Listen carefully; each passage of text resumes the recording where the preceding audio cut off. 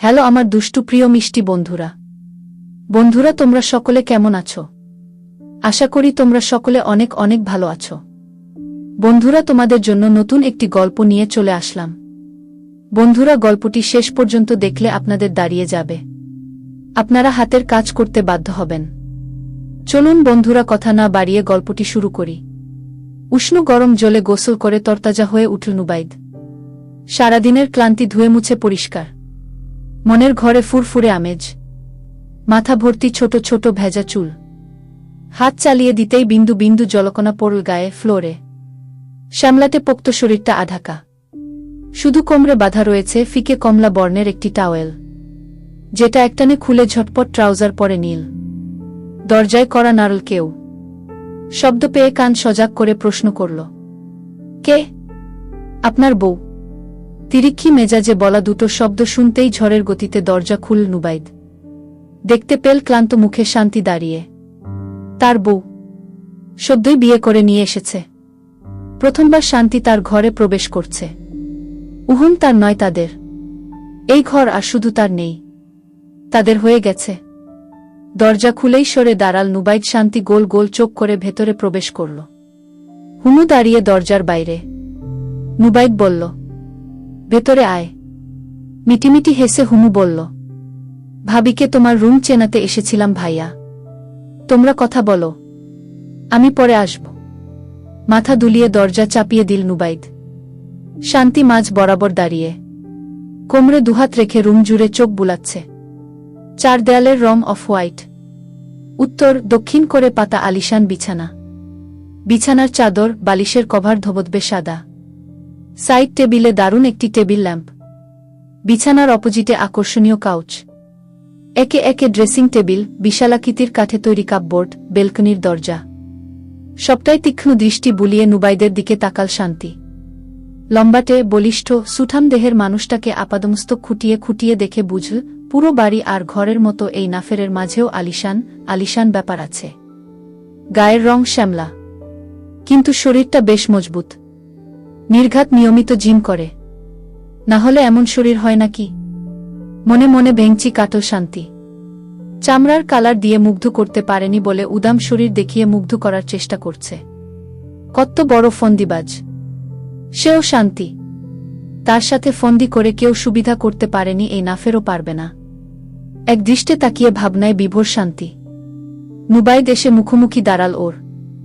গভীর চোখে তাকাল নীলচে চোখ দুটোয়।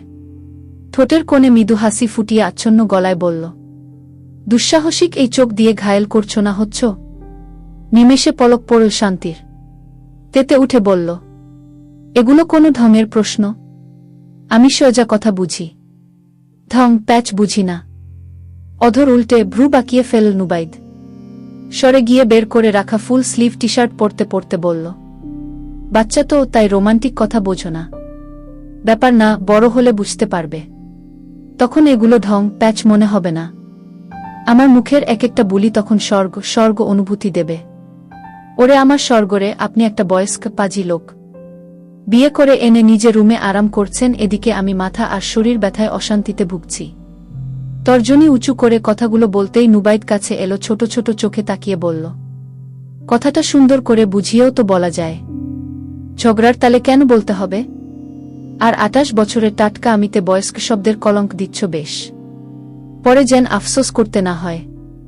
চোখ কুঁচকে ফেলল শান্তি। আফসোস? সে কেন আফসোস করতে যাবে? মনের প্রশ্ন মুখে আনতে উদ্যত হতেই আচমকা নাফের ওর হাত চেপে ধরল। কিছু বুঝে উঠবার আগেই টেনে নিয়ে গেল ওয়াশরুমে। বলল, আলাদা জায়গা, অসময়ে গোসল করার দরকার নেই, হাত মুখ ধুয়ে এসে রেস্ট করো। বুক ধরফর করে উঠল শান্তির। কি শক্ত হাত, চেপে ধরলে সে ছাড়াতেই পারে না। মুহূর্তেই তার রুমে থাকাকালীন আচমকা নুবাইদের করা প্রথম চুমুর কথা স্মরণ হল।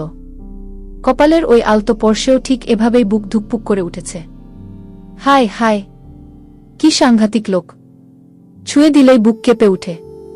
নিশ্চয়ই কোনো মন্ত্র জানে। শান্তি, সাবধান।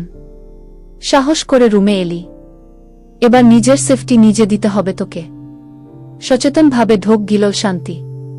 পরিকল্পনা করে ফেল কিভাবে এই নাফেরকে হাতের মুঠোয় রাখবে। মাগরিবের আজান দিচ্ছে। নুবাইদ নিচে গিয়েছিল। প্রতিবেশী চাচি, বোনরা আর এক দাদি এসেছে নতুন বউকে দেখতে। তাই ঘরে এলো নুবাইদ। শান্তি হাত মুখ ধুয়ে আরাম করে শুয়েছে। তাকে দেখেই হাই তুলতে তুলতে বলল, এই না ফের, আপনার কোলবালিশ নেই? কোলবালিশ ছাড়া শুয়ে আমার একটুও আরাম লাগে না। বিরক্ত মুখে উঠে বসল শান্তি।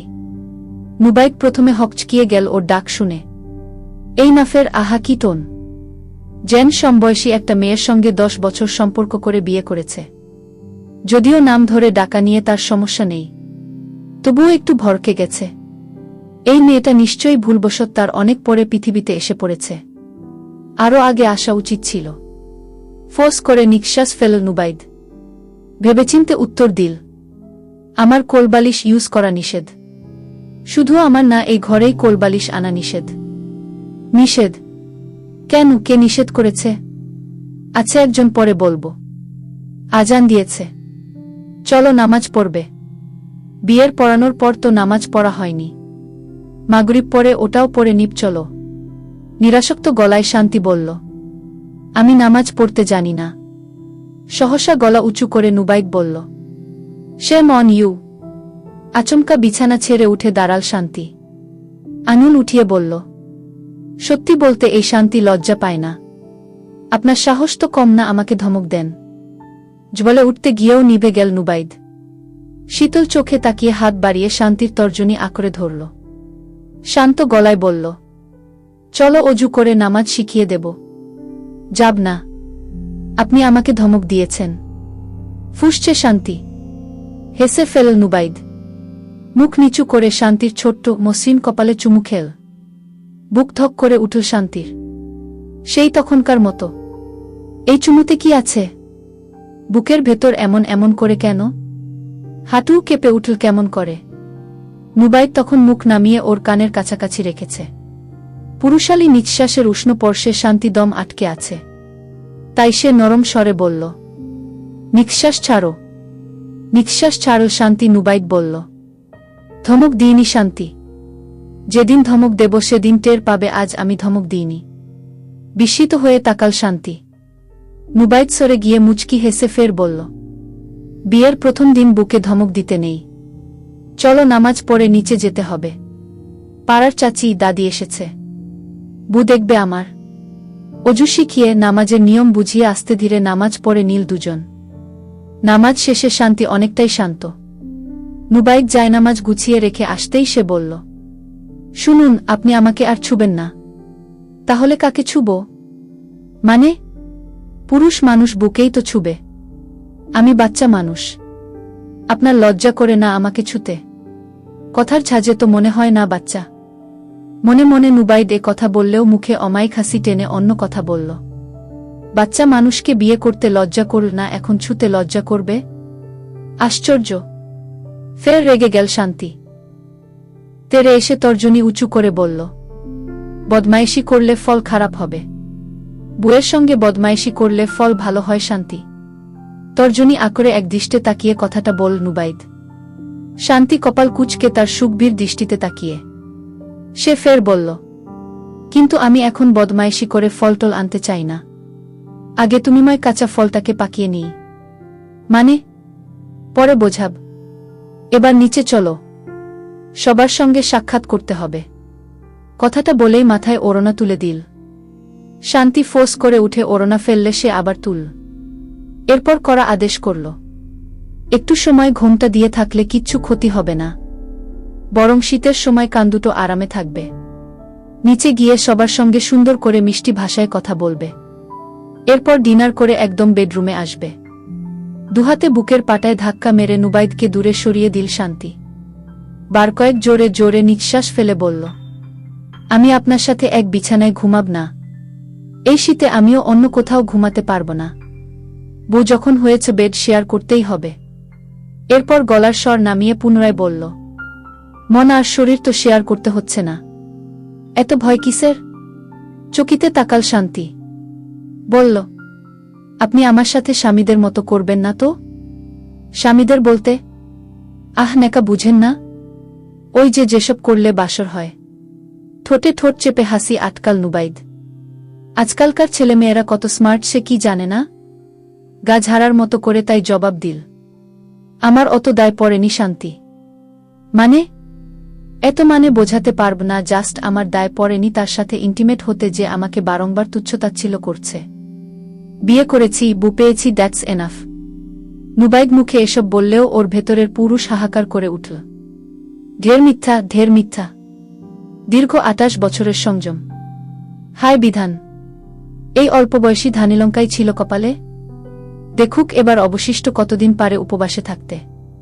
শান্তির দুশ্চিন্তা কেটে গেল অনেকটাই। তবে পূর্ণ বিশ্বাস করতে পারল না নুবাইদকে।